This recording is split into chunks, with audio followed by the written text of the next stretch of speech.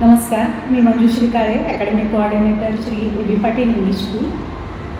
आज आपल्याबरोबर आहे एक यशस्वी विद्यार्थ्याची आई. गेल्या वर्षीच्या CBSEच्या 10वीच्या एक्झाममध्ये वरद कुरंबार हा आपला टॉपर विद्यार्थी होता. 96% मार्क्स त्याने मिळवलेले होते आणि आज त्याची आई माझ्याबरोबर आहे, एक पालक म्हणून मिसेस रसिका कुरंबार. नमस्कार. नमस्कार. खरंच खूप छान वाटतंय की आज यशस्वी विद्यार्थ्याची आई म्हणून मला तुम्ही संबोधन केलेलं आहे. आणि प्रत्येक आईचं स्वप्न असतं की तिच्या मुलांवर तिची ओळख व्हावी आणि आज ती माझी झालेली आहे. त्याबद्दल खरंच काय मॅडम धन्यवाद. आणि सर्वांना घटस्थापनेच्या आपल्या नवरात्रीच्या हार्दिक हार्दिक शुभेच्छा. आणि या मंगलमयी आणि सुमंगल प्रसंगी आपला बराचसा इंटरव्ह्यू होतोय. ॲज अ पॅरेंट मी तिथे आलेली आहे. धन्यवाद. मलाही हेच वाटते की घटस्थापनेच्या दिवशी प्रत्येक मुलाच्या जडणघडणीत प्रत्येकाच्या जडणघडणीत वडिलांबरोबरच आईचा पण तितकाच महत्त्वाचा वाटा असतो. आणि आज ह्या प्रसंगी एक स्त्री शक्ती म्हणून पण माझ्यासमोर तुम्ही आहात, ह्याचं मला खूप छान वाटतं. धन्यवाद. धन्यवाद. तर एका टॉपर विद्यार्थ्याची आई, आता तुम्ही म्हणालातच की तुम्हाला अभिमान, कुणालाही अभिमान वाटेल असंच हे होतं. तर टॉपर विद्यार्थ्याची आई म्हणून तुम्हाला एकंदर शाळेबद्दल, त्याच्याबद्दल, त्याच्या यशाबद्दल काय वाटतं? येस, नक्कीच. ज्यावेळेस मला कळालं की वरद टॉपर झाला आहे तर सर्वात जास्त आनंद झाला असेल तो मला झाला आहे. मला तर बिलीव्हच होत नव्हतं. तो त्याच्या परीने 100% प्रयत्न करायचा, पण कुठे तर असं वाटतं की नाही दुसरीही मुलं करतात पण तो टॉपच येईल हे वाटत नव्हतं. पण याच शाळेतल्या एका टीचरनी मला सांगितलं होतं, मॅम माझा विश्वास आहे तो नक्कीच टॉप करेल. त्यावर कुठेतरी हा सूट मला मिळाला होता आणि आज ड्रीम कम ट्रू झालेला आहे. खूप छान. ह्या यशानंतर वरदची वाटचाल आता कशी आहे तुमची? वरदची वाटचाल म्हणतात तर सध्या तो JEEसाठी प्रिपरेशन करतोय. पण त्याचं असं ड्रीम आहे की मी UPSC किंवा MPSCच्या एक्झाम्स द्याव्या. पण मी त्याला आता सांगितलं आहे की ज्यावेळेस तू UPSC किंवा MPSC देशील पण त्याआधी एक छान चांगली अशी डिग्री तुझ्या हातात पाहिजे की जेणेकरून तू त्याच्यावर स्वतःचं उदरनिर्वाह असं म्हणता येणार नाही पण एक त्याला प्रेस्टिज असेल काहीतरी, त्या गोष्टीत तर तू पुढे जाऊ शकशील. त्यासाठी मग तो इंजिनिअरिंगसाठी PCM ग्रुप घेऊन सध्या JEEची प्रिपरेशन करतोय. खूप छान. त्याचा आत्ताही तो तेवढाच सिन्सिअरली करत असेल मला माहिती आहे. आणि आता मी असं विचारेन की आत्ता हेच त्याचं करिअर त्यांनी सेट केलेलं आहे, तुम्ही त्याला दिशा दिलेली आहे, तर ह्याच्यासाठी त्यांनी शाळेत जे जे काही शिकलं आहे त्याचा किती फायदा होतोय? हो, नक्कीच नक्कीच. असं मला तर खूप जास्त त्या गोष्टीचा अनुभव आलेला आहे की सर्वात महत्त्वाची ज्यावेळेस आपण शाळा सुरू केली होती, मी घातलं होतं त्याला शाळेत, मी प्रत्येक जवळपास मला वाटतं 7 ते 8 शाळा सांगलीच्या मी फिरून आले होते. आणि त्यानंतर मी A.B. पाटील डिसाईड केली होती. तर सर्वात जास्त महत्त्वाचं डिसिप्लिन जे या शाळेत खूप जास्त आहे. मला पण असं वाटायचं बापरे एवढी कसं काही स्ट्रिक्ट शाळा आहे असं, की लहान मुलांना डिसिप्लिन किती महत्त्वाचं आहे हे मला या शाळेने आज शिकवलेलं आहे. आणि हा डिसिप्लिन वरदला त्यानंतर पुढच्या भावी जीवनात किती उपयोगाला आला आहे. तर मी एक उदाहरण देऊन सांगते की ज्यावेळेस आपण हॉस्टेलला मुलाला ठेवतो किंवा शाळेत क्लासेसला वगैरे जातात तर दुसरी मुलं बघतो तर त्यावेळेस त्यांचं जेव्हा मिसमॅच असतं किंवा वेळेवर न येणं, उशिरा येणं, पण त्यातला वरद मात्र फुल डिसिप्लिन आहे. वेळेत सांगतं, वेळेत जाणं, वेळेत गोष्टी करणार, होमवर्कसुद्धा त्याचा आत्तापर्यंत सुद्धा वेळेत आहे. एका मला कुठल्या टीचरनी विचारलं की ह्याचं डिसिप्लिन खूप छान आहे, तो पुढं नक्कीच बोलू. कारण तुम्ही मगाशी म्हणाला की वरदला नर्सरीमध्ये ॲडमिशन घेताना तुम्ही खूप शाळा बघितली, बरोबर, आणि तुमच्या काहीतरी मनामध्ये शाळेच्या अपेक्षा होत्या, तर त्या शाळेकडनं पूर्ण झाल्या? नक्कीच नक्कीच. प्रत्येक शाळेची जी अपेक्षा म्हणतो ना, तर मला काय होतं माहिती आहे का की वरद ज्यावेळेस स्कूलला जाण्याचं ठरवलं तर सर्वात महत्त्वाचं होतं की शाळेत डिसिप्लिन असला पाहिजे, टीचरचा स्टाफ चांगला असला पाहिजे, नंतर ॲम्बियन्स चांगलं असलं पाहिजे. पण मला सर्वात महत्त्वाचं होतं की ती शाळा माझ्या घरापासून जवळही असली पाहिजे. तर काही थोडासा मेडिकल इश्यू होता वरदसोबत, त्यामुळे मी प्रेफरन्स देत होते की थोडीशी घरापासून जवळ असली पाहिजे. पण त्यासोबत मला ह्या सगळ्या गोष्टी भेटतील हे वाटलं नव्हतं. पण एक महत्त्वाचा मुद्दा इथं असा मला सांगायचा आहे की ज्यावेळेस आपण शाळेत जातो तर त्या शाळेमध्ये जसं टीचर किंवा आपण म्हणतो की प्रिन्सिपल त्यासोबत जो खालचा असं म्हणणार नाही की जे आपल्या मुलांना बघतात, मावशी म्हणा, मामा म्हणा, त्यानंतर ज्यावेळेस आपण नर्सरीला मुलं जातात की त्यांचा संबंध जास्त असा येतो की सू आली, शी आली, की मला मावशीकडे जायचंय, माझ्या बरं तर मावशीशी खूप जास्त कनेक्ट, की तू सूला वगैरे नेणं होतं. तर तिथून सुद्धा स्टाफ इतका कोऑपरेटिव्ह आणि मुलांच्या दिशेने वाटचाल करणार होता असं मला वाटतं. मी नक्कीच म्हणेन की आमच्या शाळेमधला स्टाफ जो आहे, जसं आता म्हणला की मामा मावशी सुद्धा मुलांना खूप कनेक्टेड असतात आणि सगळ्यांचा उद्देश एकच असतो की मुलांची काळजी घेतली पाहिजे. आणि शाळेतलं वातावरण अजून तुम्ही काय सांगा की शाळेत आता तुम्ही मगाशी सांगितलं की सगळेजण लक्ष देतात मुलांकडे, अजून थोडंसं शाळेचं वातावरण तुमच्या अपेक्षेप्रमाणे होतं? नक्कीच नक्कीच. तर शाळेचं वातावरण होतं. मी म्हणलं ना, पहिला सर्वात महत्त्वाचा मुद्दा जो आवडला मला तो होता डिसिप्लिन. की मुलं डिसिप्लिनमध्ये असली की ती कुठल्या ना कुठल्या एका सक्सेसपर्यंत कुठल्या ना कुठल्या एका प्रोग्रेसला जातातच. आणि की जसं माझ्या पण शाळेने माझ्यावर संस्कार केले आहेत, ती जशी डिसिप्लिनमध्ये शाळा होती तेव्हा आम्ही आज इथपर्यंत पोहोचलोय. सेम इथे माझ्या मुलासाठी पण प्रयत्न होता की तोच असावा. आणि सर्वात महत्त्वाचा जो पार्ट होता की टीचर स्टाफ. तर टीचर स्टाफ खूप जास्त कोऑपरेटिव्ह होता. की मुलं ज्यावेळेस स्टार्टिंगला स्कूलमध्ये जातात तर त्यांचे टँडम्स खूप असतात, रडणं असायचं, पण मुलांना आपल्या साईडनी बोलवणार किंवा त्यांना ज्या ज्या गोष्टी आवडतात त्या त्यांना शिकवणार. आणि सर्वात महत्त्वाचं मला अजून सुद्धा मला आठवतं की मंथली कॉम्पिटिशन या स्कूलमध्ये ज्यावेळेस मी स्कूलला ऍडमिशन मुलांचे, माझ्या मैत्रिणींच्या मुलांचे वगैरे होते, त्यावेळेस आम्ही कनेक्टेड असायचो. कुणी या स्कूलमध्ये, कुणी त्या स्कूलमध्ये. पण नंतर आम्ही ज्यावेळेस बोलायला लागलो अरे आमच्या स्कूलमध्ये मंथली कॉम्पिटिशन होतात, तर त्या मला जाणवल्याने की मी कुणाला जज करत नाहीये, पण त्या दुसऱ्या स्कूलमध्ये नसायच्या. आणि त्याचा फायदा मला खूप झाला की ज्यावेळेस मंथली कॉम्पिटिशन व्हायच्या त्या नुसत्या स्पोर्ट्सवर किंवा एज्युकेशनल असायच्या, तर त्या जास्त क्रिएटिव्ह असायच्या. आणि त्यातले मला सर्वात आवडलेली कॉम्पिटिशन म्हणजे की रिअल पानाफुलांपासून मुलांना प्राणी किंवा एखादी गोष्ट तयार करायला सांगितली होती. आणि त्यावेळेस माझ्या मुलांनी स्वतःच राहून झाडातली फुलं घेऊन, पानं घेऊन एक छान असा मोर केला होता आणि स्वतःची क्रिएटिव्हिटी लावून तो त्याचा नंबरही आला होता त्यामध्ये. पण ही एक क्रिएटिव्हिटी असते की नॅचरली तुम्ही मुलांना बरंच काही शिकू शकता. आणि म्हणतो ना, स्पोर्ट्समध्ये तर मुलं असतात, एज्युकेशनल पण असतात, पण क्रिएटिव्ह मुलं तयार करायला मला वाटतं ए.बी. पाटीलने नक्कीच इथे खूप छान प्रयत्न केलेला. आमचा प्रयत्न तोच असतो की नुसता अभ्यास नाही तर मुलांना स्पोर्ट्स, त्याचबद्दल त्यांच्यातली क्रिएटिव्हिटी बाहेर आली पाहिजे. हा पहिल्यापासून, जसं तुम्ही म्हणता की आपण प्रत्येक वेळी काहीतरी out of the box thinking करतो कॉम्पिटिशन्स, ती त्यांच्यातलं कलागुण आम्हाला पण तसेच पालकांना पण कळले पाहिजे. त्याप्रमाणे पालकांना त्याप्रमाणे मुलांना त्याप्रमाणे घडवता येतं की त्या दिशेने त्यांची वाटचाल आपल्याला सुरू करता येते. मी याच्यात म्हणजे तुम्ही आता सांगितलं असेल की शाळेचं कसं काय की शिक्षक आणि त्याचबरोबर पालक ह्यासाठी म्हणजे मुलांच्या यशामध्ये किती वाटा असतो तुमच्या अनुभवावरून तुम्ही सांगू शकाल?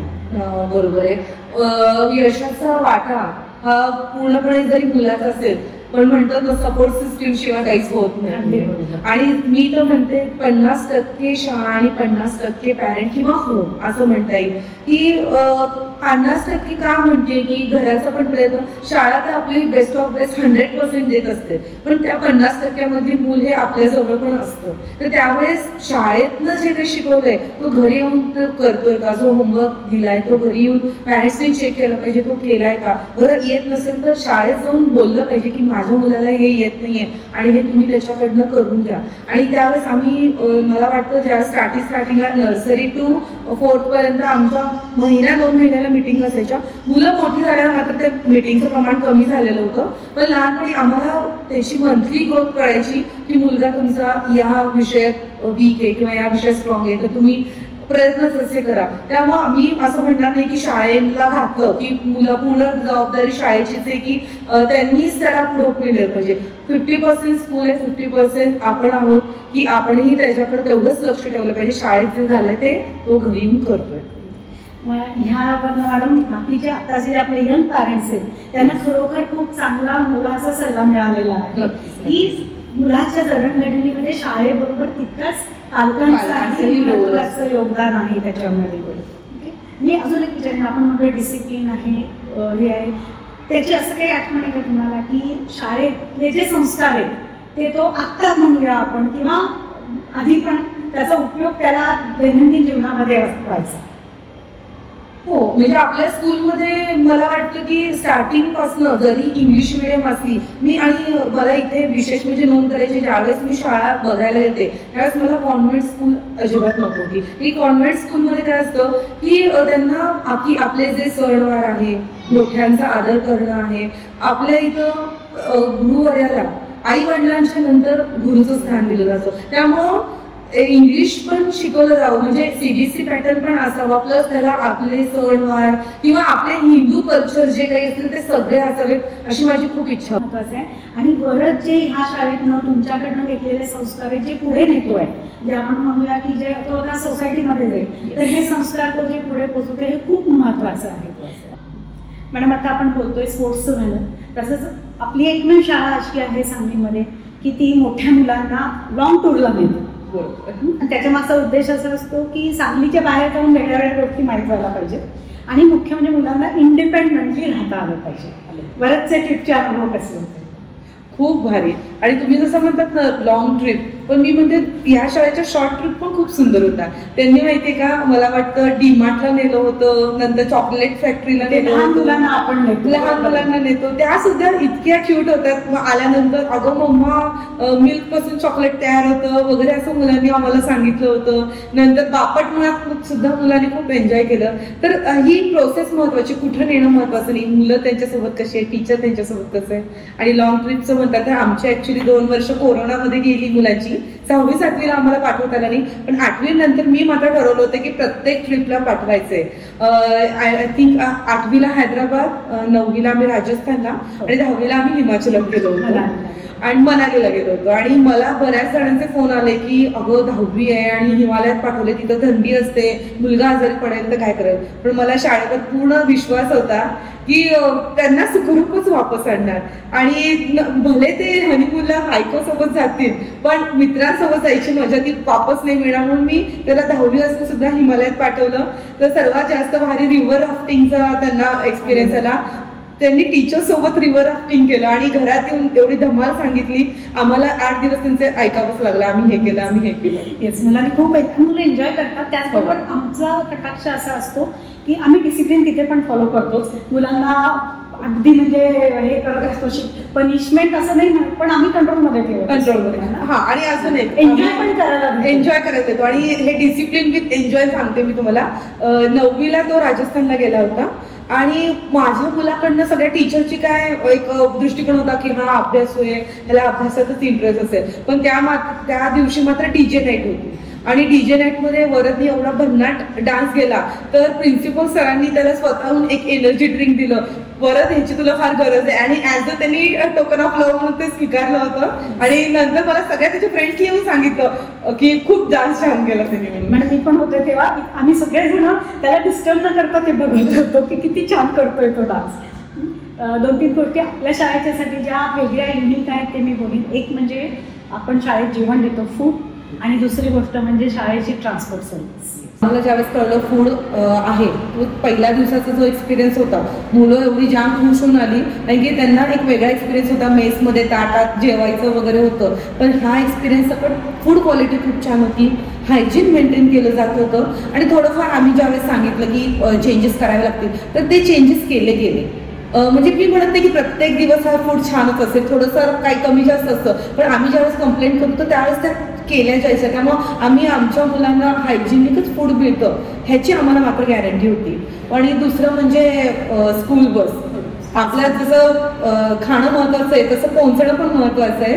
तर ऊन पाऊस असल्यामुळे जरी शाळा जवळ असली तरी पण मी स्कूल बस प्रेफर केली होती कारण की स्कूल बसमध्ये सर्वात महत्वाचं असतं की आपल्या मुलाला स्कूल बसमधून नेणारी आणणारी मावशी तर त्या मुलाला हात धरून स्कूलमध्ये बसवायच्या आणि अगदी दारात स्कूल बसच्या पायरीवर आणून हात धरून सोडायच्या. लहान असताना मोठं असताना काय विषय नाही लहान असताना असायचं. त्यामुळे आम्ही घरात बिंदास असताना बाबा स्कूलमध्ये मुलगा बसलाय म्हणजे तो व्यवस्थितच येणार ही आम्हाला एक 100% गॅरंटी होती. मॅडम थँक्यू ह्या फीडबॅकबद्दल थँक्यू की कारण आमची काळजी तीच असते की मुलांना मॅक्सिमम आपल्याकडनं चांगलं दिलं गेलं पाहिजे. एक आता मी शेवटी सगळ्या पालकांना तुम्ही एक शेवटचं काय सांगा? बरोबर, शेवटचं पण नाही, आपण नक्कीच नंतर पण असं भेटत. पण मला प्रत्येक पॅरेंटला एक सांगायचंय की सध्या स्क्रीन टाइम पण मुलांचा खूप जास्त झालेला आहे. तर मला म्हणायचं नाही की प्रत्येक मुलाला मोबाईल घेऊ नका, अगदी त्याला घरात बसवा, पुस्तकच वाचायला हवं. फक्त स्क्रीन टाइम मध्ये मुलगा तुमचा काय बघतोय हे खूप जास्त महत्वाचं आहे. की मुलगा जर एक एज्युकेशनल बघत असेल, मी एक उदाहरण सांगेल की स्कूलमध्ये योगा डे होता आणि योगा डे बद्दल त्याला बोलायचं होतं असेंब्लीमध्ये, पण माझ्याकडे जास्त मटेरियल नव्हतं आणि कुठली योगा टीचर नव्हती की ती जरा सांगेल. तर त्यांनी स्क्रीन वापरून ते योगाचं सगळं काही असेल ते मटेरियल गोळा केलं.